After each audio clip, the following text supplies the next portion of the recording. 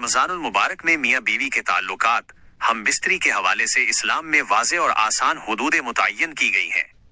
बहुत से लोग इस मामले में थोड़ी हिचकिचाहट या उलझन का शिकार होते हैं, लेकिन दीन फितरत ने हर जरूरत का ख्याल रखा है। यहाँ इससे मुताल्लिक अहम नुकात और आदाब दर्ज है। 1. जायज वक्त। रमजान में हम बिस्तरी सिर्फ रात के वक्त इफ्तार से लेकर सहर के आगाज तक जायज है। कुरान पाक में वाज़े है, तुम्हारे लिए रोजों की रातों में अपनी बीवियों के पास जाना हलाल कर दिया गया है। सूरह अल-बकरा 187। जैसे ही सहरी का वक्त खत्म होता है और रोजा शुरू होता है, हम बिस्तरी ममनू हो जाती है। 2. ममनुआ वक्त।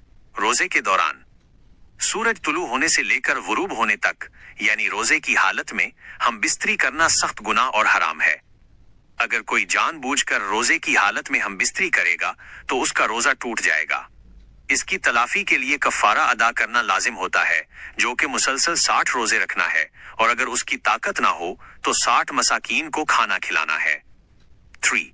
गुस्ल जनाबत और सहरी।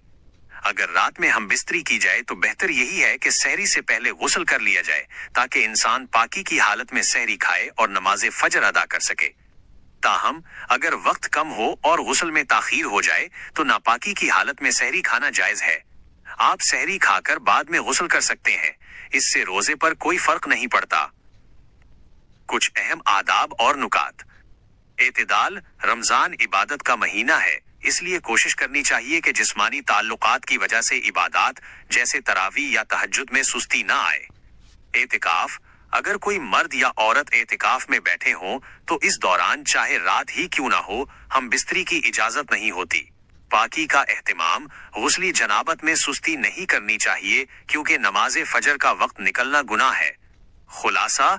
इफ्तार के बाद से लेकर सहरी का वक्त खत्म होने तक मियाँ बीवी एक दूसरे के लिए मुकम्मल हलाल हैं।